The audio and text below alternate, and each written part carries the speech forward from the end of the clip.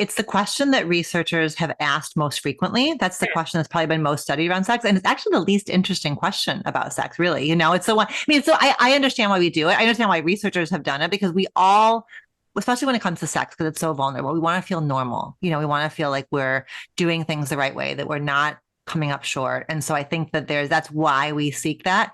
But I think what's much more important for couples, rather than frequency, is just kind of quality. Like what is the quality of the connection you have? How do you feel before? How do you feel during? How do you feel after? And that's really like where the rubber hits the road. I will tell you that research has found that beyond once a week, like once a week is what is kind of like maintenance, and beyond once a week, you don't get kind of like relationship quality additive. But couples that, make love less than once a month tend to also report pretty low relationship satisfaction. But the arrow goes in both directions, right? You stop making love because you aren't happy together. You aren't happy together because you aren't making love.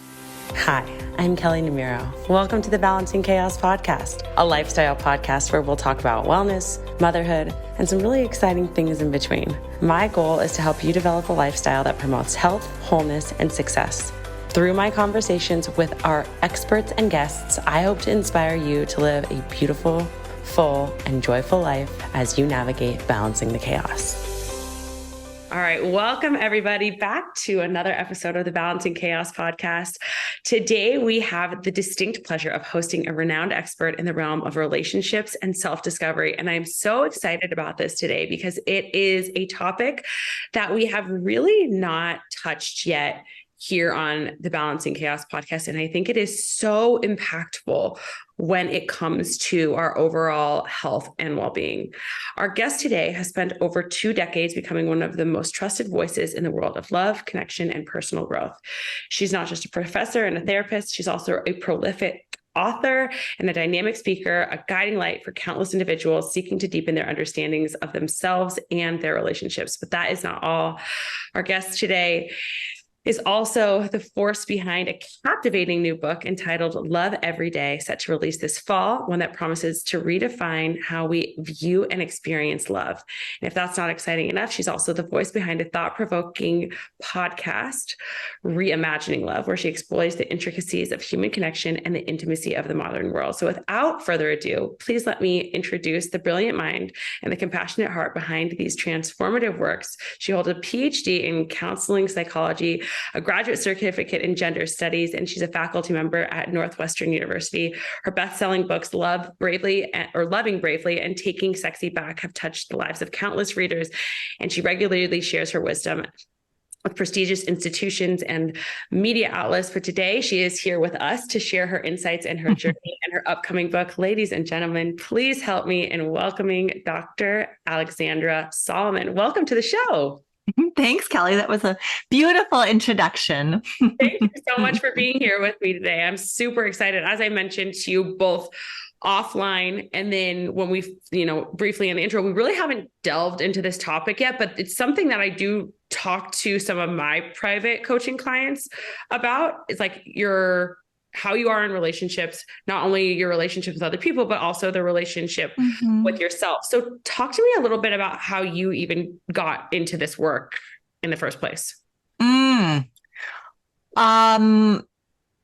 think I just have always been fascinated by relationships. I grew up watching Oprah Winfrey and Phil Donahue, and I would I am a child of the 80s, so I would take my Walkman and hide in my bed and listen to Dr. Ruth Westheimer on Sunday nights and, learn all about sex and feel so, naughty and sophisticated. So I think I've just always been fascinated. I think it's in part, I grew up in a pretty chaotic blended family system and felt really, what we in the field of family therapy call parentified. I was a parentified kid. I was brought into my parents' upset without any kind of tools, so I would just feel kind of overwhelmed and helpless and in touch with everybody's pain. And I think that's a pretty common origin story for therapists. And so, I went to college thinking I would become a medical doctor. And then I took a women's studies class and I was like, oh shit, there's this whole really fascinating world of relationships and, sex and power. And so that was kind of my yourself ever? Oh yeah. Yes. I mean, my gosh, I stand on the shoulders of giants, not just in terms of who I've been trained by, but who has loved me along the way. And I've had really wonderful therapists, individual therapists, couples therapists. I've been married for my husband, Todd, and I just celebrated our 25-year anniversary. We've had a number of couples therapists along the way as well. Not for a while. It's been a while since we've been in couples therapy, but there's no way in hell I would be married. There's no way I'd be doing the work I'm doing if I hadn't been just loved and nurtured and supported by therapists. I 100%. think that really speaks like such a testament to the work that you do, that your marriage, because it was funny, I was actually at my nail place getting my nails done the other day, and the girl who was doing my nails, she said to me, she's like, how long have your parents been married for? I don't even know how we got this topic of conversation. And I was like, they've been married for 34 years. And she's like, they're still married. They've been married for 34 years. I was like, yes. She's like, you literally never hear that anymore. I was like, Oh, well, yeah. that's a compliment. Uh-huh. So when you think about being married to your husband for 25 years, I feel like that's a big number too. Right. You attribute a lot of that to therapy.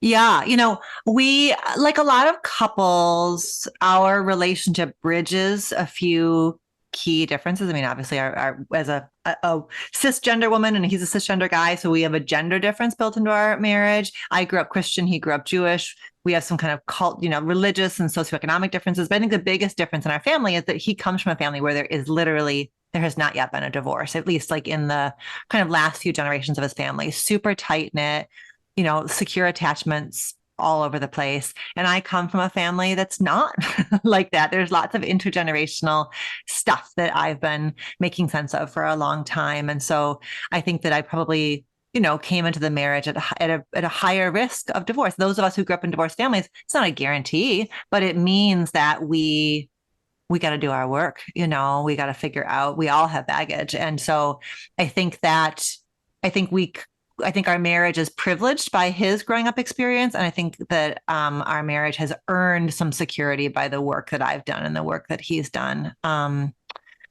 Yeah, I think that I think it's a blend of, I always say that a long-term marriage is a blend of luck and skill. I think we have a lot of privilege, economic privilege. And I think that's helpful. You don't have to fight about how to pay the rent, the mortgage this month. I want to own that's a way in which the wind is at our backs. But then we also work at it. We work at raising concerns gently, taking feedback, making apologies, making repair, investing in our relationship, investing in our sexual relationship, all of that. It's just not like a sign the paper and you're done. It's a marriage is really a living thing. So, two things that you just mentioned that I want to talk about, because I think that our listeners will find them very interesting. And I want to go into your books a little bit too. But before we do that, taking feedback. Yeah. And sexual intimacy, because I don't feel like people talk about those two things near enough. And so when you say taking feedback, I think that that's something that for a lot of people can get tough. And I even mentioned to you at the beginning, like this idea of like, we kind of all, I mean, at least in my family, we kind of get defensive if somebody says something to us, like, and that has actually translated into my marriage a little bit, whereas my husband says something and we do couples therapy. Yes, I'm such a fan of, though. Yeah. I think it's just so empowering. I think that we come away from it every single time being like, okay, we understand each other on a level. We are both working towards the same goal. And so how do we get there versus like it just being so disparate? And so yeah, I come from a background where I think it's like my household in the past was like I strive for perfection. And so anytime like he has a little piece of feedback, I'm like, wait, what? No, I did.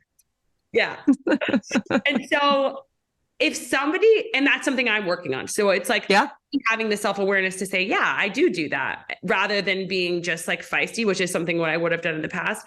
For those of our listeners who are like, maybe I do need to work on taking feedback, what's a piece of advice that you might have for them? I love that you really seamlessly like recognize that taking feedback is a growing edge for you, and you can see where that comes from for you, that there was, for whatever reasons, for everything that your family was, you somehow got the message that you had to be perfect, to be okay. I think lots of us, develop that message. I think it's part of what fuels ambition, and like achievement. And that's what people say too, like it's to some degree, I've had therapists tell me this before, like to some degree, it's a good thing because that is what makes you like want to be an entrepreneur and be sure. So, oh yeah, I take it with, a double-edged sword that it is. 100%. Oh. But then what that means is if your investment in your sense of self rests upon doing good, being right, being perfect, being held in warm regard, then you're right. Your husband's feedback, it's very hard to hold, wait, it's a behavior you didn't like, or you're saying that I suck as an entire human being. I think that's like where the line can start to feel fuzzy, right? It's like, and it's incumbent on the person who's giving feedback to give it in a way that it's palatable, because none of us, right? I think we could probably come up with 5 or 6 reasons why people get defensive in the face of feedback, but none of us love receiving feedback. It doesn't feel great. And so it is incumbent on the person giving the feedback to really be gentle, to use gentle language, to regulate the body first rather than flying off the handle, to not say things like, it's just my feelings, I'm just telling you how whatever, these things that we do. And we think that we're authorized because my need's not getting met, or you hurt my feelings, that we're allowed to kind of say it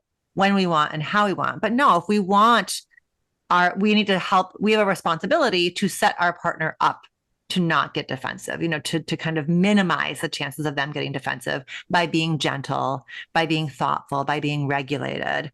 And then and then the Kelley in this equation, when you're the one getting the feedback, you're right. That's your stretch, is how do you keep your body quiet? How do you notice kind of like what those initial cues are that you're starting to respond from a place of defensiveness rather than care.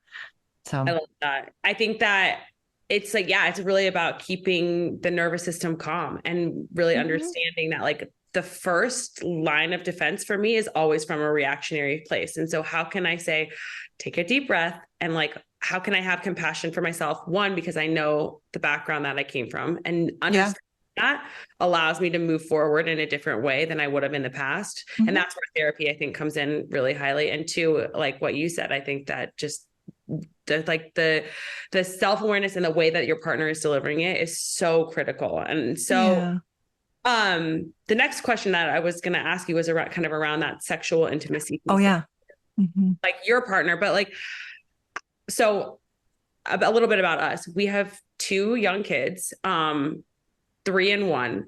And oh my gosh. That piece of the puzzle is like, it's so critical. And I always tell my husband, like, I need that to feel loved. Like that piece of it helps me feel loved. And I don't know how much you are a believer in like love languages, but I feel like physical touch is kind of like thing. And he's like, well, I need everything to be working well for us to feel like we want to be intimate. And so it is a cycle. So talk to me a little bit about how you make that work with your partner, and you make sure that that's like a key ingredient to the success of your marriage. Yeah. Yeah. Well, there again, like clearly this is the spaces that you live in, like you really seamlessly wove together, like love languages. And I fully, but it's not really, love languages are fascinating because they didn't, emerge from academic literature. They emerged from Gary Chapman's, life and perspective,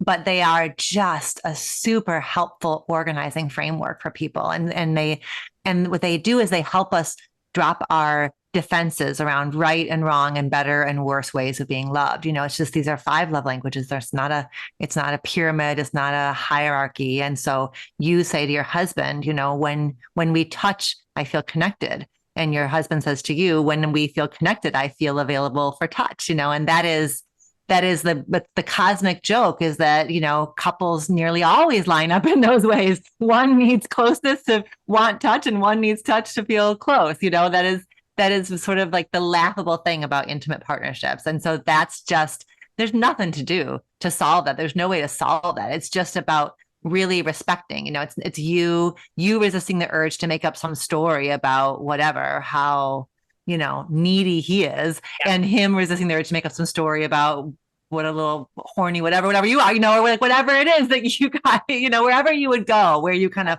flatten each other, the risk of sort of flattening each other out, around they're too, and instead seeing it like, it's beautiful. It's beautiful that you're the one who keeps an eye on physical connectedness. That's really beautiful. What an attribute. Thank goodness somebody is tracking, how much you're touching and how much each of you is enjoying a touch. And thank goodness, he's tracking kind of how safe are we feeling, and how much are we tending to each other emotionally. It's actually a really wonderful division of labor. Not necessarily like the gender norm that you would. No, it's not. Right. That's right. Although interestingly, you're right. That is the assumption is that you're right, that there's the gender flip there. But actually, when people have looked at the research, there's lots and lots of couples like you. It just is because you don't fit the predominant gender narrative, you don't hear your story as much. But there's a large number of, I don't know if it's 50-50, but there's at least, I think that I read once that it's like around 20% where she really is the one who's like, can you please touch me? And he's the one who's like, I don't know. I don't feel like it. I don't feel close. I don't feel good about myself. I don't feel, whatever it is. So right. it's yeah. That's interesting. So do you believe in like the method of, for our listeners who are trying to incorporate it more, like the scheduling it in, or is that like a big no-no? I really want couples to play with it as a possibility. Like just try it and see how it works for the two of you. I think the largest area of resistance that people come across when they think about or talk about scheduling sex is it confronts the narrative that sex happens because people are so hot for each other and they're so passionate that they just can't keep their hands off each other. That is a romanticized cultural narrative that sex ought to be easy, hot, passionate, and effortless. That's a romanticized myth. And maybe, like, hopefully early in a relationship, couples get to experience that. But what is well established in the literature is when couples, especially couples who are monogamous, especially couples who've been together for a while, especially couples who are raising a family, desire shifts and it changes. It doesn't become worse. It doesn't go away, but it has to be cultivated. It has to be cued. And so what I love about scheduling is that scheduling sex is a cueing mechanism. It's saying, if it's some couples, literally put it in their calendar. And then when they see it in their calendar, they're like, oh, that's happening tonight. And it becomes something to get excited about. It becomes something to watch your tongue about. Maybe you're not going to complain to your partner because you really, that the two of you are wanting to make love tonight. And so you're going to really kind of choose your battles, be a bit more careful. Maybe you're going to, just kind of relate to yourself a bit differently to keep that channel open inside of you. So I think that there's really good things that can happen from couples. So at least I want couples to get over that idea that scheduling means we're lame. Scheduling means we're old. Scheduling means we suck. No, scheduling means that you're saying this is important enough that we're going to hold time. Yeah. What do you think? What's your take on it? I love that. I think that that is what I preach to my clients all the time. I was actually just having a conversation with a client earlier today around she's like, well, it's just too hard to get the meal, the healthier meals in on the days that I'm really busy. But then I'm not seeing the results that I want to see. And I'm like, everything in life is you have to look at it in terms of priorities and what's important to you. Is your schedule being super jam-packed more important than you getting a healthy meal in? If that's the case, then let the results that you want to get go. If not, then say, okay, I have to take some things off my schedule so that I can either prep some meals that are healthy or walk to a salad place or whatever it is, and not resort to eating, a burger and fries that makes me feel like crap. And so I 100% agree. It's you're just in scheduling it in, all you're saying in that is, hey, I value this. And this is important to me. And it's important enough to be a part of my life. Because with us, with two kids, we both work full time. It's there's an excuse that could come up always every night of the week. Always why it's not happening. And so I'm a big believer in it, and I'm glad you are too. That all being said, is there before we wrap this conversation up, and move on? Is there a number of times a week that it is like normal? No, and it's actually, it ends up being the least, it's the question that researchers have asked most frequently. That's the question that's probably been most studied around sex. And it's actually the least interesting question about sex, really. It's the one, so I understand why we do it. I understand why researchers have done it, because we all, especially when it comes to sex, because it's so vulnerable, we want to feel normal. We want to feel like we're doing things the right way, that we're not coming up short. And so I think that that's why we seek that. But I think what's much more important for couples, rather than frequency, is just kind of quality. Like what is the quality of the connection you have? How do you feel before? How do you feel during? How do you feel after? And that's really like where the rubber hits the road.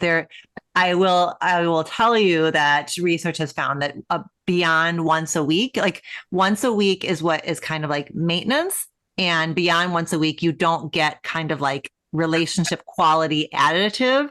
But couples that make love less than once a month tend to also report pretty low relationship satisfaction. But the arrow goes in both directions, right? You stop making love because you aren't happy together. You aren't happy together because you aren't making love. And so that they go, and the arrow goes in both directions. That makes a ton of sense. So I want to talk about a concept that you talk about, which is relational self-awareness. Mm-hmm. The idea of being more self-aware of how you act. And I think I'm describing it right, but I want you to take the reins here in relationships, both with yourself and with other people. Can you explain that concept to our listeners and why it's so important? Yeah, it's, relational self-awareness is a term that I've coined, but again, it is something that emerges from my decades-long study of the scientific research and the clinical wisdom, what we know about what makes for happy, healthy relationships. And one of the key ingredients is really understanding that everything that happens in a relationship is a dynamic. It's the more I do this, the more you do that. The more you do that, the more I do this. And so in order to help people really start to understand the dynamic versus me sitting back here with my arms folded, wondering why you can't just do what you're supposed to do, or me sitting here shrouded in shame that somehow I've screwed up again and we aren't doing well because I'm broken, right? Blame and shame are the exits away from relational self-awareness. Relational self-awareness is what's happening inside of me, what's happening inside of you, and how is that creating a dynamic? My stuff plus your stuff equals our stuff. So relational self-awareness is a compassionate, curious relationship with ourselves, where we're constantly understanding and checking in with our own reactions, our own perceptions. We're asking rather than assuming. So it's a long way of saying it's kind of the study of how I do relationships. What are my tendencies? What are my patterns? And that's essential, because otherwise we're just victims of our partners. All we can do is hope that they're going to treat us better.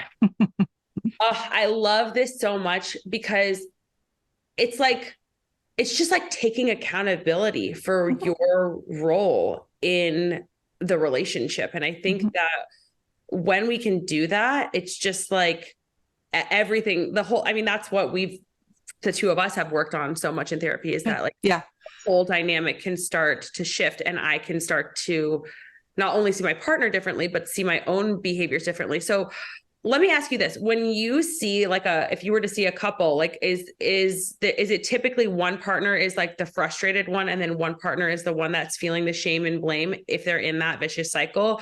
Or that's not necessarily the case? It could be, it could be a mixed bag. Yeah, there's a few different kind of there's a few ways it can play out. Sometimes it is that couples are just stuck in mutual blame. They're both pointing fingers. If you wouldn't do that, I wouldn't feel this way. Yeah, but if you wouldn't do that, then I wouldn't feel this way. Sometimes it is that the couple has developed a story where one person is pointing their finger and the other one is going, yeah, it is me. Yeah, it is me. And that's unhelpful, because as long as if one partner is lost in shame, there's no intimacy. Shame takes us out of connection. And so if the couple's bought into that story, we are broken because you are broken, if both people are buying into that story, that's as deadly as both people pointing fingers towards each other, Yeah, that makes a whole lot of sense. And so then the therapeutic work is is helping them both see it differently. And that can be really challenging. The one who's like, no, we're here because you and I are going to fix my broken partner. And the partner's like, no, we're here because I'm broken. And I'm like, that is not a thick enough story. We got to really work on that. There is more going on here. And that's, that's. Do you find that a lot of times that shame and blame kind of starts for that person in childhood? Sure. Yeah. I think that some of us have a tendency to put everything onto our own shoulders, either, I think in a family system, this is called, in family therapy, it's called the identified patient. Oftentimes a couple will come to therapy and they'll say something's wrong with our kid. And the therapist starts to look at the whole system and they're like, I think actually this kid is kind of acting out to save the parents from fighting with each other, or sort of like carrying a symptom that actually is more of a systemic dynamic. And so I think, if somebody grew up sort of quote unquote, acting up to save the parents from fighting with each other, then that person grows up and, partners up in a relationship. They're going to be very used to being like, yep, it's me. Yep, it's me. I screwed up again, so that can for sure be a pattern. I don't think this really applies for me. But like you hear so often when people say like, oh, that person chose their father, like, or like, right. It was like does that dynamics tends to play out therapeutically as well? Yeah, certainly you can oftentimes make connections between this, the partner is like this parent. I think it oftentimes is we play a role in our family system. Like we were talking before about the perfect one, or I actually have a quiz on my website about family of origin roles. I've got sort of 6 of them identified, and we love a quiz, this sort of like the invisible, there's the lost child and the perfect one and the rebel and the caretaker, these different kind of roles that we play. And we will play when we're little, literally our survival rests on being able to belong within our family system. So we will, Gabor Mate, who's a teacher that I love, says that we trade authenticity for belonging. So we become who our family needs us to be because belonging is literally a matter of survival when we're little. Right. So if my first experience of myself is I have to be perfect so that my family feels good about themselves, then I'm going to bring that into my intimate relationship. And I'm going to be, as we were talking about before, really sensitive to feedback and criticism. If I was the invisible one growing up, if my parents were so busy with their addictions or their work or their conflict that I just had to be kind of easy, invisible, slip right under the rug, then in my intimate relationship, I'm going to have a very hard time saying, hang on, that's not going to work for me. Ooh, that is so fascinating.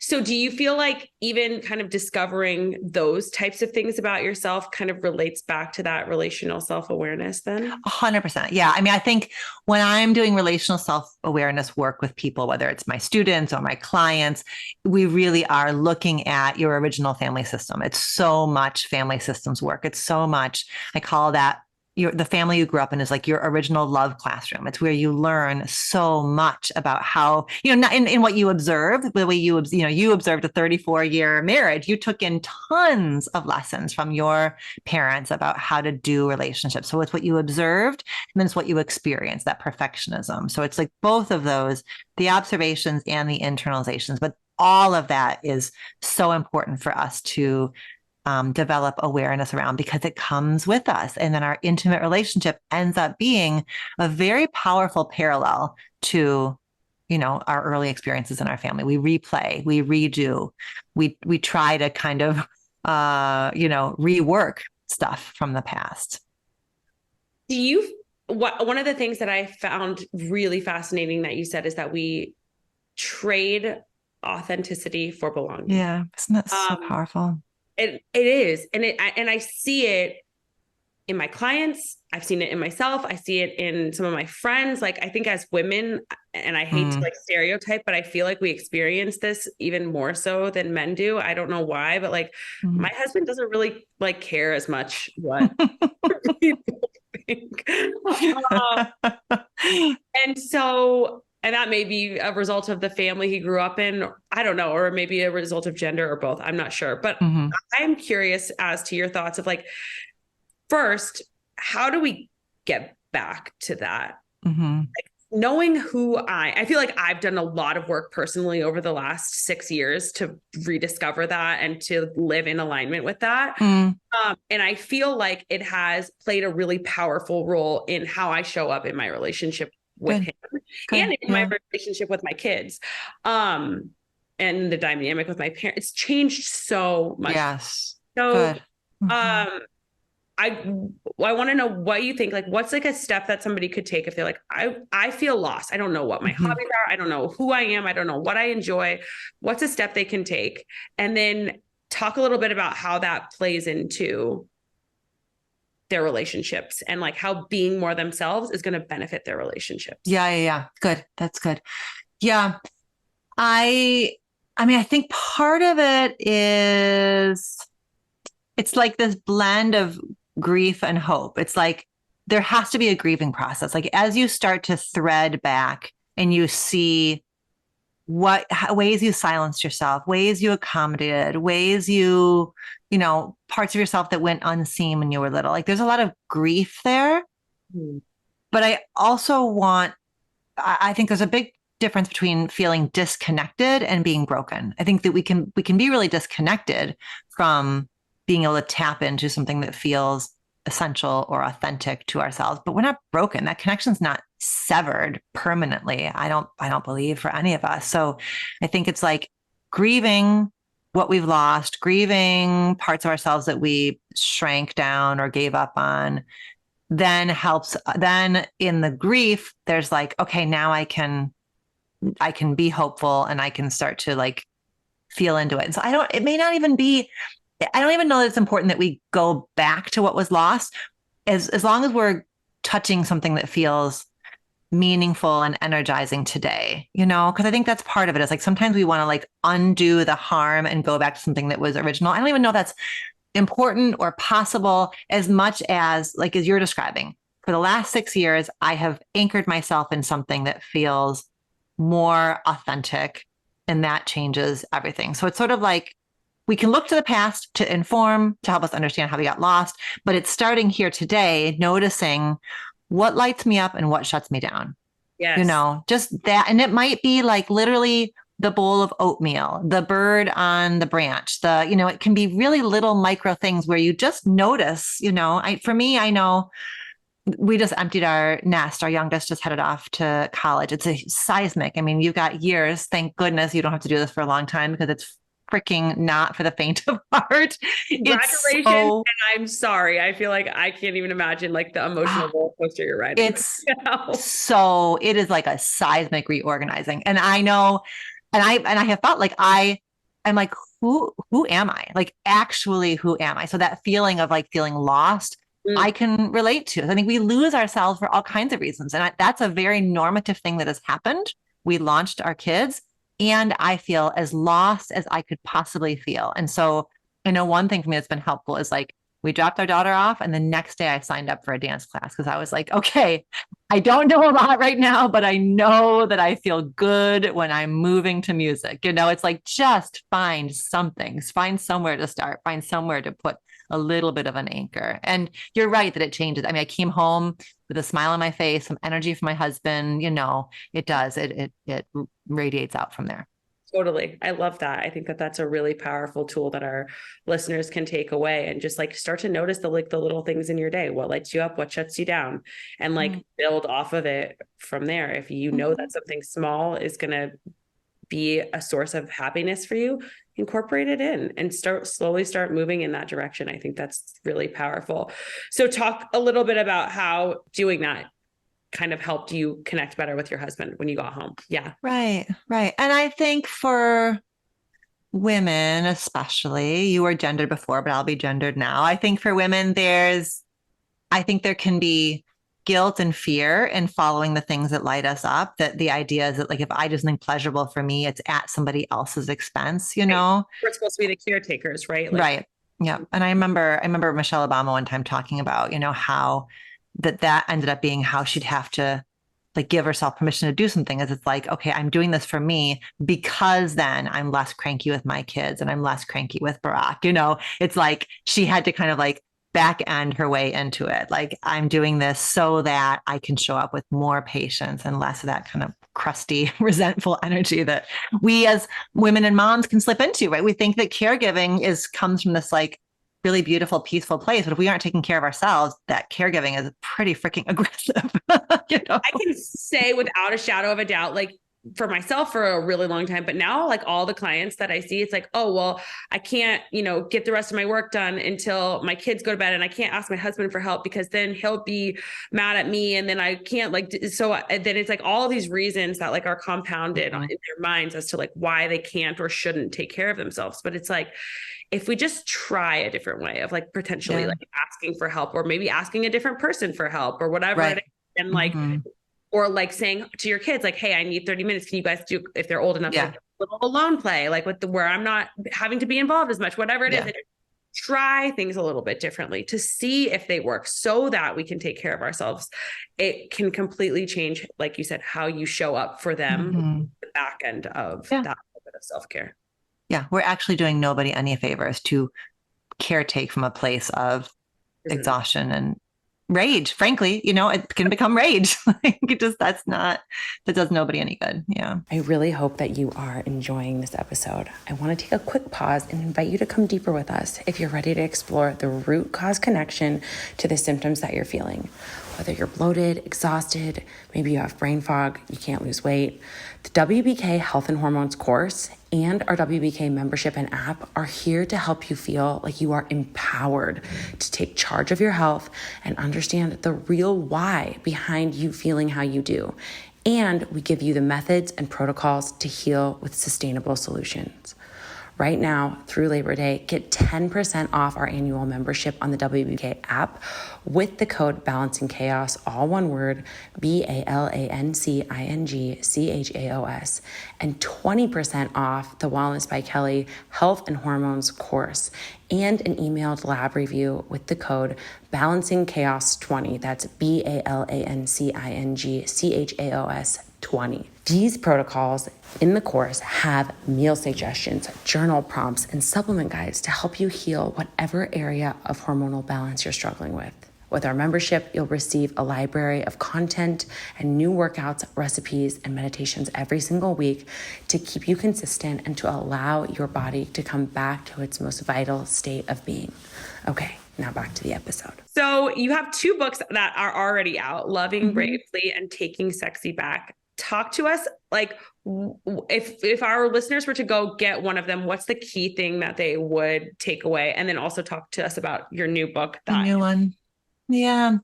I sure do like writing books. It's so fun. So Loving Bravely was my first book, and it is a lot of the themes that you and I have been unpacking today are in that book. It is 20 lessons of self-discovery. And so it is really taking kind of the elements of a healthy relationship and talking about, okay, what do each of you need to be doing and taking care of and tending to inside of yourself so that you can be really, really working on apology, repair, et cetera, et cetera, et cetera. So, and it's a very like hands-on book. There's prompts in every chapter, there's examples. And then it's like that. Do you believe that both parties have to be wanting and willing to change to be able to make it work?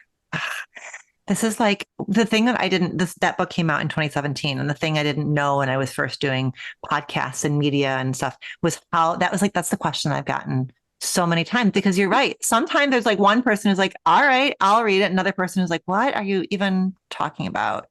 So I think you don't need to have 2 people who love this stuff the same amount. But if there's one person who's committed to growth and there's another person who sits there with their arms crossed and is like, love me or leave me, what you see is what you get, I think it's very difficult growth, because then the other person's growth becomes threatening. And the more that person is growing, the more the other one's digging in because they're afraid they're going to get left. And the more they're afraid they're going to get left, they end up putting themselves at risk of confirming their worst fear. I've heard that before from somebody. I can't remember who it was, but somebody else came on our show. And we weren't talking like this about relationships, but one of the things they said was like the biggest thing that they see in terms of a potential success of a relationship is that both people have a growth mindset.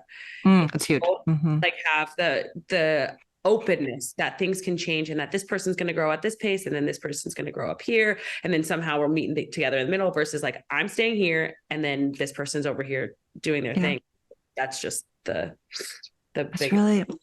It's a really big, yeah. I mean, I suppose if neither person is interested in growth, if they both have fixed mindset, they can maybe stay together and kind of white knuckle it. They've got lots of commitment and not a lot of intimacy probably, but intimacy in terms of like vulnerability and safety and but they could make something work. But you're right. If one person is really invested in expanding and growing and exploring and shifting, and the other one doesn't even, I think there's a difference between this scares and confuses me on the one hand, like that's workable. It's the contempt that I think is unworkable. Like this stuff is bullshit. I don't believe in therapy. I don't believe the past has an impact. Like I think that's really hard because that's contempt, Yeah, 100%. I could not agree with you more. Okay. So then your other book, Taking Sexy Back. I was aware as I was writing Loving Bravely that I had a whole bunch of things I wanted to say about sex, and it was not all going to fit inside of that one book. And so I knew, even as I was finishing up my first book, I knew that I would want to write a whole book about sexuality. And this is specifically a book about women's sexuality and how our culture gives us so many messages about who we have to be, who we can't be, who we shouldn't be, what a good woman is, what a naughty woman is, all these kind of splits that get created inside of us and around us. And so it's really like a journey towards what I would call sexual self-awareness, sort of understanding the messages you've internalized and then trying to figure out, okay, what does sexuality from the inside out look like? What if I really was connected to my body, my mind, my heart? How would I build sexual experiences from there? So that was a really fun book to write. That is something that for me personally, is going to be my next read, because I find that for a lot of us out there, there's a lot of shame, like we have talked about, but like specifically surrounding that like aspect of who we are. Yeah.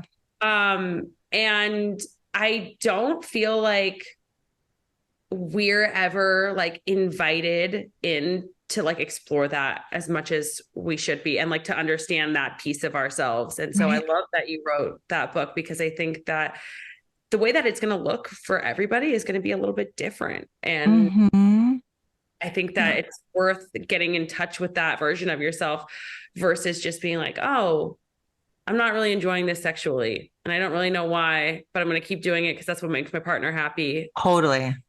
That's right. No one wants to live like that. That's not fair or fun. No, but there are women throughout history who have, faked orgasms for decades and decades and performed sexual, done their duty as a wife, for decades and decades and decades. And I think that I think that younger women, I think there's so many possibilities now, but we can't get there until we're sort of given permission, or even knowing that there's something, that there's a higher ceiling than we ever have imagined. So I think that you're right. I think we get lost along the way for all different kinds of reasons, but there's about 17 different ways that a woman can get lost from her sexuality.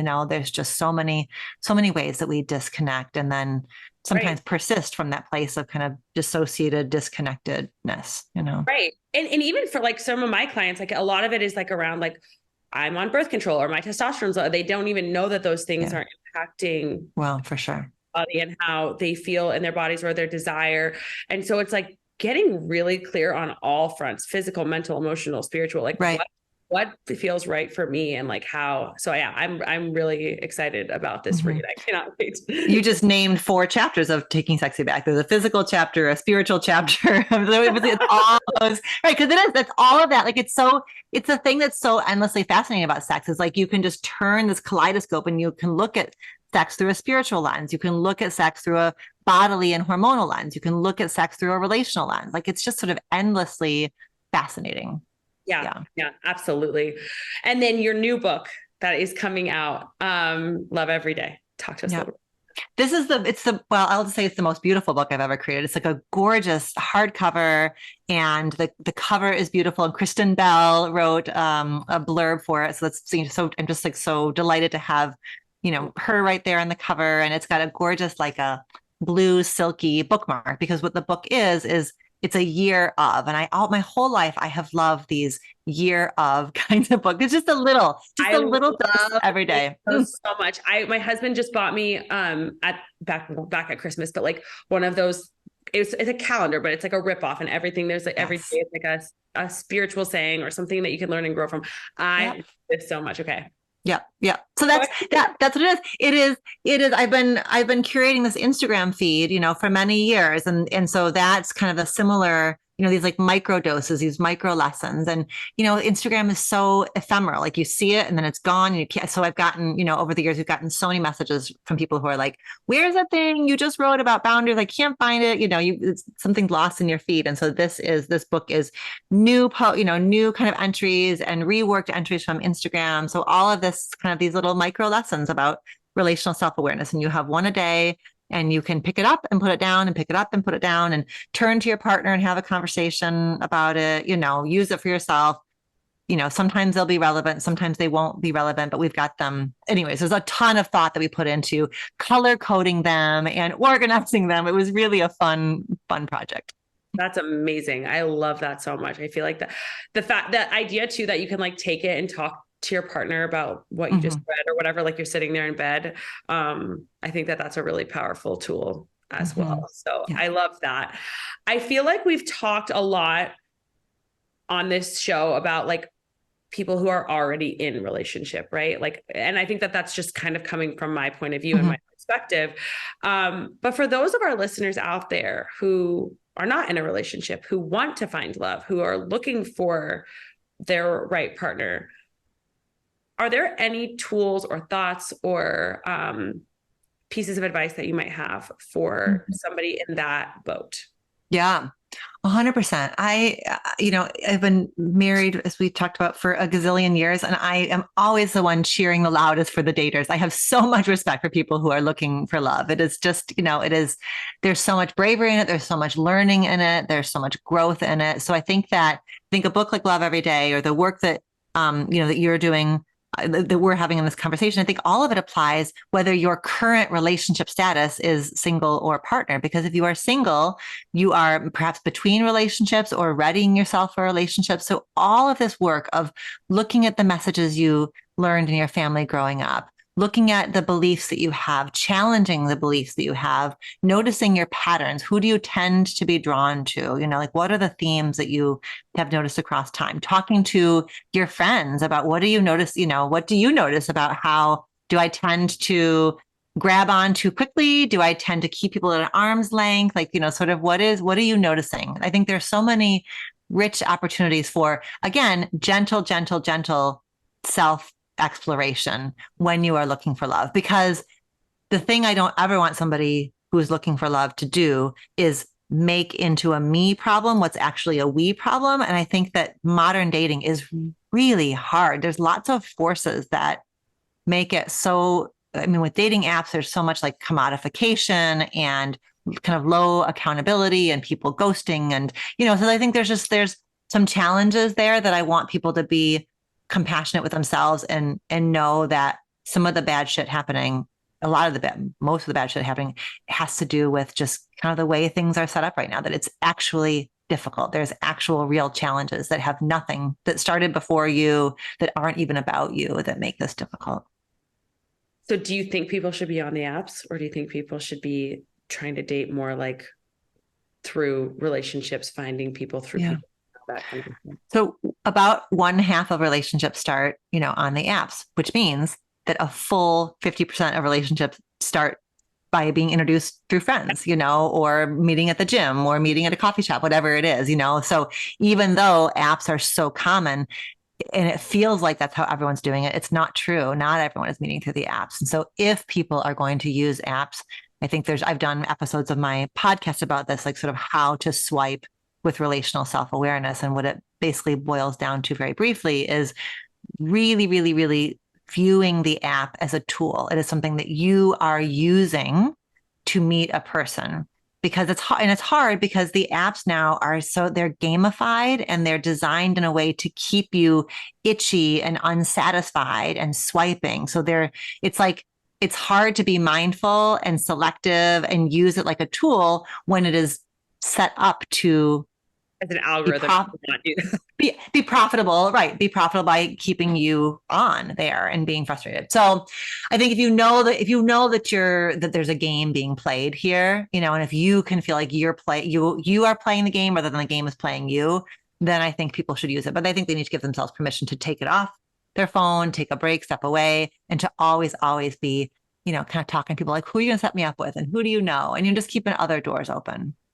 I think that is such powerful information for anyone out there who's trying to meet someone, because I say that to a lot of my clients when we're talking about Instagram all the time. Like, oh God, that app is designed to keep you on there, to keep you comparing yourself to other women or other people. Like, it's designed to subconsciously have you thinking that your life is not good enough. Like, plain and simple. Like, and I love it as a tool for my business, but at the same point, like, there is some detrimental things. And I never really connect. I think because I was never someone who used the dating apps, like, I never connected the dots that created in the same way. And so when you have more awareness around how it works, you can use it in a different way. Like, for me now, I have such like limited boundaries with Instagram. It's like, that's good. I post and get off. And like, I'm not looking at everybody's stuff all day long. It just doesn't feel good. And so it's like, it's designed to keep you on. How can you act differently with it? I think that's really powerful. Yeah. That's I think that's that parallel makes good sense. And I know the way I feel inside my body when I sit on Instagram and scroll. And I think if I was 16 years old, this would be so, so hard. And hard. Yeah. So the last question that I pose to all of our guests is, this podcast is called Balancing Chaos. And I think that the reason that we came up with that name is because that's kind of how life feels, having a 3-year-old and a 1-year-old and working and trying to do all the things. But for me, I want that maintenance of balance where it doesn't feel like there's one thing winning out over all the others. And it feels like my attention is, and it's not perfect every day. It's going to ebb and flow, but you are an author, you teach, you've got so much going on. You are a mother, like, you're a partner. How do you keep it balanced? Give our listeners a piece of advice. I mean, I don't, like you were saying, I think that on any given day, something is in the foreground and something is in the background. I remember hearing something a while ago about like thinking about all these facets of your life as balls, and some of the balls are plastic and some of the balls are glass. And in any given day, maybe, I don't know who came up with that, but it's so sweet. Like knowing on this given day, okay, my marriage is plastic. I can not pay attention to the marriage for today. It's plastic. It'll bounce and roll away and I'll go grab it after a while. But, something happening with my son is glass. That's precious. That can't be dropped today. I think that's some of it. I don't know.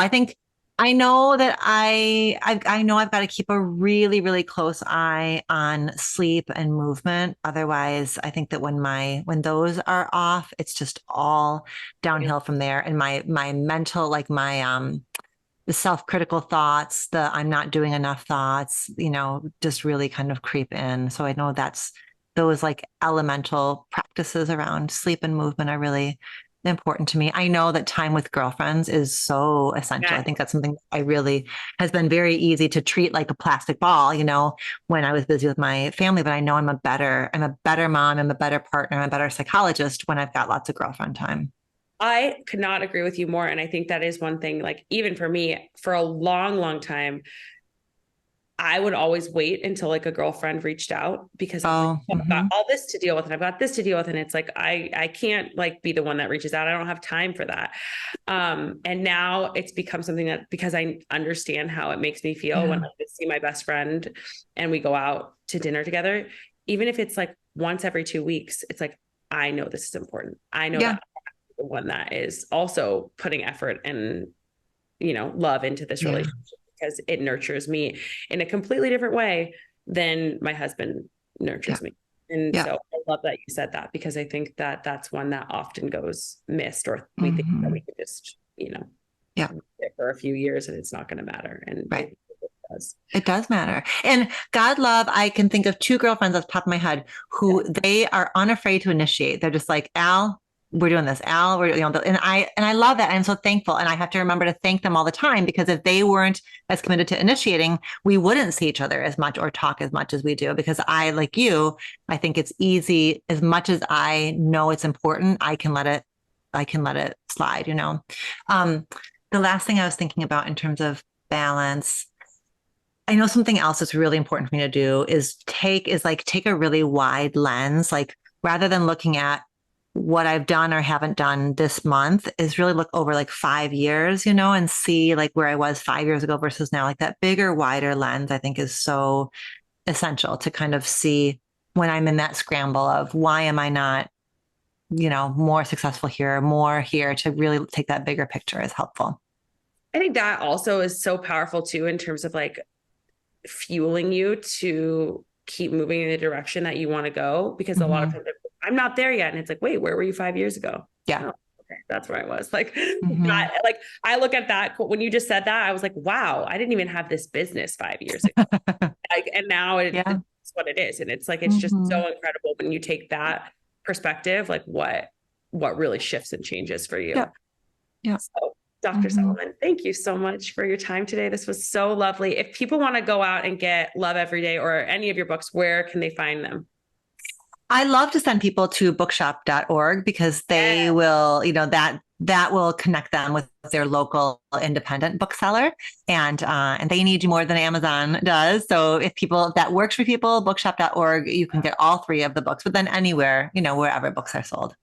Okay, beautiful. And where can everybody find you? I will link all of it in the show notes, but tell us your Instagram, your website, all that good stuff. My website is dralexandrasolomon.com. And then Instagram is dr.alexandra.solomon.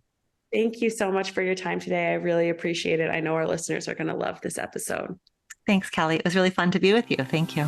I hope that you loved that episode and that you found some helpful tools and insights to help you heal and come back to the most vital version of yourself.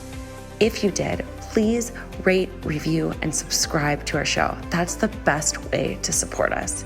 You can follow me on Instagram at Wellness by Kelley, and sign up now for the 7-day free trial of the WBK app and our health and hormones course through Labor Day.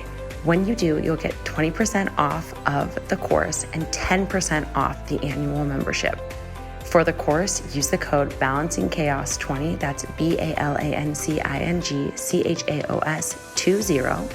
And for the membership, use the code BalancingChaos, all one word. In our course, you'll get access to an emailed lab review, plus protocols that are built out to help you heal whatever hormonal imbalance you're struggling with.